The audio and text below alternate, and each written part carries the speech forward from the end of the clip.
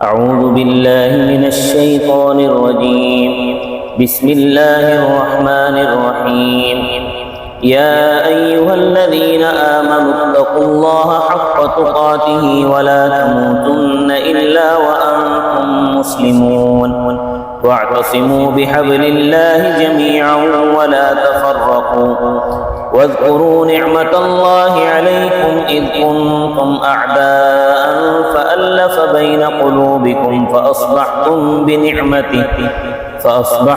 بنعمته إخوانا وكنتم على شفا حفرة من النار فأنقذكم منها كذلك يبين الله لكم آياته لعلكم تهتدون صدق الله العظيم۔ گزشتہ درس میں یہ بات بتائی گئی تھی کہ اوس اور خزرج کی آپس میں یہود کے اکسانے پر دوبارہ سے لڑائی ہو گئی تھی، تو اللہ تبارک و تعالیٰ نے یہود کو بھی ڈانٹا اور تنبیہ فرمائی اور ایمان والوں کو بھی تنبیہ فرمائی۔ اسی مضمون کو جاری رکھتے ہوئے آگے اللہ تبارک و تعالیٰ فرماتے ہیں یا ایھا الذین آمنوا، اے وہ لوگوں جو ایمان لائے ہو، اتقوا اللہ حق تقاتہ، ڈرو اللہ تعالیٰ سے جیسے حق ہے اس سے ڈرنے کا۔ اس سے ڈرنے کا حق یہ ہے کہ اس کے امر اور نہیں پر صحیح معنی میں عمل کرو۔ ایسا نہیں کہ زبان سے تو کہے کہ میں اللہ سے ڈرتا ہوں، میں اللہ سے بڑا ڈرتا ہوں، لیکن اس کا عمل ایسا ہو کہ عملی طور پر وہ ساری بدمعاشیاں کرتا پھرے، تو یہ تو ڈرنا تو نہ ہوا۔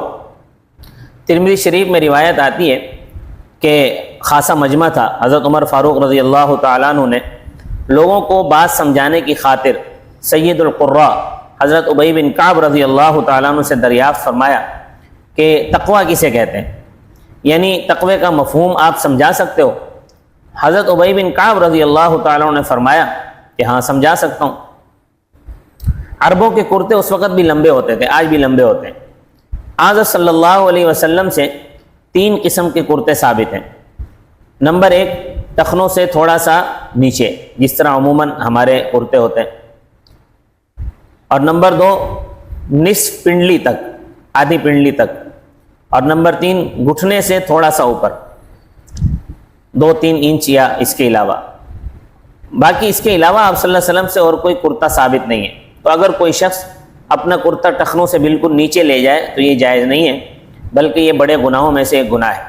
چنانچہ بخاری اور مسلم میں ایک روایت آتی ہے سبل الازار فی النار، کہ مردوں کا ٹخنوں سے نیچے کپڑا لٹکانا سیدھا دوزخ میں جانا ہے۔ امام شافعی رحمۃ اللہ علیہ فرماتے ہیں کہ دونوں صورتوں میں حرام ہے، چاہے کوئی تکبر کی نیت سے کپڑا ٹخنوں سے نیچے لٹکائے یا تکبر نہ ہو پھر بھی۔ وہ فرماتے ہیں کہ ٹخنوں سے نیچے کپڑا لٹکانا ہی تکبر ہے۔ یہ تو خیر درمیان میں ایک ضمنی بات آ گئی۔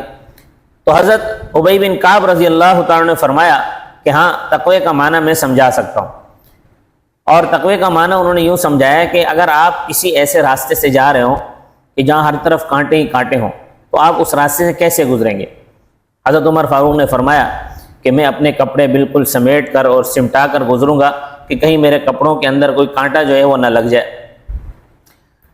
تو فرمایا کہ یہی تقوی ہے کہ انسان دنیا کے اندر زندگی اس طرح گزارے کہ اپنے آپ کو بالکل سمیٹ کر بالکل اس طرح جو ہے وہ گزرے دنیا سے کہ ایسا نہ ہو کہ کسی گناہ کا کانٹا جو ہے وہ اڑ جائے جسم کے اندر۔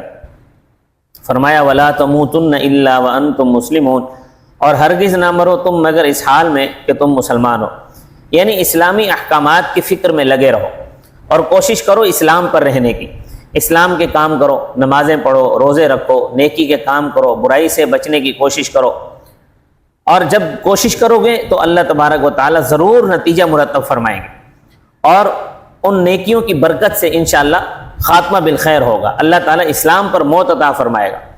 اور اگر گناہ کی طرف جاؤ گے اور گناہ گار رہو گے تو پھر خاتمہ بالشر ہونے کا خطرہ ہے۔ اللہ تعالیٰ ہر مسلمان کو خاتمہ بالشر سے بچائے، تمام مسلمانوں کا خاتمہ ایمان پر اور اسلام پر ہو۔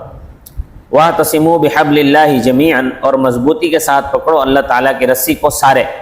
رسی سے مراد اسلام ہے، دین ہے اور شریعت ہے، اس کو مضبوطی کے ساتھ پکڑنا ہے۔ وَلَا تَفَرَّقُوا، اور نہ تفرقہ ڈالو۔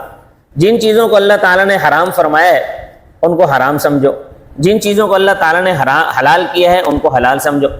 جن کاموں کا کرنے کا اللہ تعالیٰ نے حکم دیا ہے ان کو کرو، اور جن چیزوں سے منع کیا ہے ان کے قریب بھی نہ جاؤ۔ تو اے اوس اور خزرج کے لوگوں، وَاذْكُرُوا نِعْمَةَ اللَّهِ عَلَيْكُمْ، یاد کرو اللہ تعالیٰ کی نعمتوں کو جو تم پر ہوئیں، اِذْ كُنْتُمْ أَعْدَاءً، جب تم ایک دوسرے کے دشمن تھے، یعنی اوس و خزرج والے، اوس والے خزرج کے دشمن تھے اور خزرج والے اوس کے دشمن تھے۔ یہ بات میں نے کل کے درس میں تفصیل سے بتائی ہے۔ فَأَلَّفَ بَيْنَ قُلُوبِكُمْ، بس اللہ نے الفت و محبت ڈالی تمہارے دلوں میں۔ فَأَصْبَحْتُمْ بِنِعْمَتِي، پس تم ہو گئے اللہ تعالیٰ کے فضل اور نعمت سے اخواناً، بھائی بھائی، یعنی تم آپس میں ایک دوسرے کے دشمن تھے، اور اتنے سخت دشمن تھے جیسا میں نے کل کے درس میں بتایا تھا کہ ان کی لڑائیاں کئی سال تک چلتی رہیں، 120 سال تک بھی ان کی لڑائی چلی۔ تو اتنے سخت دشمن تھے کہ ایک دوسرے کو دیکھنا برداشت نہیں کرتے تھے، لیکن اسلام کی برکت سے آپس میں بھائی بھائی بن گئے۔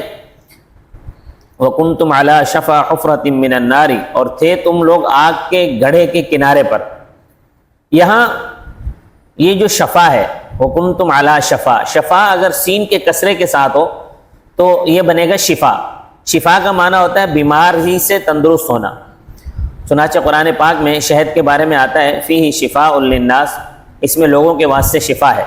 دوسری جگہ آتا ہے شفاء لما فی الصدور، یہ قرآن پاک ان بیماریوں کے لیے شفا ہے جو دلوں میں ہیں، دلوں کی بیماریوں کے لیے قرآن شفا ہے۔ لیکن اگر شین کے فتح کے ساتھ ہو یعنی شفا ہو تو اس کا معنی ہے کنارہ۔ تو یہاں پر معنی یہ ہوگا کہ اور تھے تم دوزخ کے گڑھے کے کنارے پر، فَأَنْقَذَكُم مِّنْهَا، بس اللہ نے تمہیں اس دوزخ سے بچا لیا۔ كَذَلِكَ يُبَيِّنُ اللَّهُ لَكُمْ آيَاتِهِ، اسی طرح اللہ تعالیٰ تمہارے لیے اپنی آیتیں بیان کرتا ہے، لَعَلَّكُمْ تَهْتَدُونَ، تاکہ تم ہدایت پا جاؤ، یعنی ظاہری اور باطنی دشمنی سے تم محفوظ رہو۔ اللہ تبارک و تعالیٰ مجھے اور آپ کو اسلام کی اور دین کی رسی کو مضبوطی سے پکڑنے کی توفیق عطا فرمائے۔ دیکھیں میں نے پہلے بھی یہ بات بتائی کہ اصل چیز یہی ہے کہ اسلام کی رسی کو مضبوطی سے پکڑو۔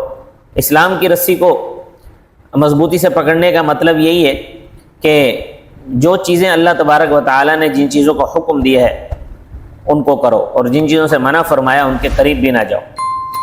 باقی جو ہمارے ہاں یہ جو لڑائیاں چل رہی ہیں، عصبیت کی لڑائیاں چل رہی ہیں، قومیت کی لڑائیاں چل رہی ہیں، اسلام میں ان کی کوئی حیثیت نہیں ہے، نہ عصبیت کی کوئی حیثیت ہے، نہ قومیت کی کوئی حیثیت ہے۔ اصل وہ اسلام ہے۔ جیسا کہ اوس و خزرج کے واقعے میں نے بتایا کہ یہ دونوں آپس میں قومیت کی بنا پر ایک دوسرے کے سخت دشمن تھے، ان کا الگ قبیلہ تھا، وہ دوسرا الگ قبیلہ تھا، لیکن اسلام کی برکت سے اللہ تعالیٰ نے ان کے دلوں میں الفت اور محبت ڈال دی۔ کیوں؟ کہ یہ خالص مسلمان ہو گئے تھے، پکے سچے مسلمان بن گئے تھے۔ آج بھی اگر مسلمان پکا سچا مسلمان بن جائے تو یہ جو قومیت کا بت دل کے اندر بیٹھا ہوا ہے، یہ جو عصبیت کا بت دل کے اندر موجود ہے، یہ بت ٹکڑے ٹکڑے ہو جائے گا، پاش پاش ہو جائے گا۔ مسلمان کے لیے، مسلمان کے دل میں اللہ پاک خود بخود محبت پیدا فرما دیں گے، اور خود بخود مسلمان ایک دوسرے کو محبوب لگنے لگ جائیں گے۔ لیکن جب تک ہم اسلام پر صحیح معنی میں عمل نہیں کریں گے، اللہ کی رسی کو مضبوطی سے ہم صحیح طرح نہیں پکڑیں گے، تو یہ ہماری یہ جو لڑائیاں ہیں، ہم انہی لڑائیوں میں تباہ و برباد ہوتے چلے جائیں گے، اور خاتمہ بھی ہمارا بالخیر نہیں ہو سکے گا بلکہ بالشر ہوگا۔ اللہ تبارک و تعالی ہم سب کو اس سے محفوظ فرمائے۔ وما علینا الا البلاغ المبین۔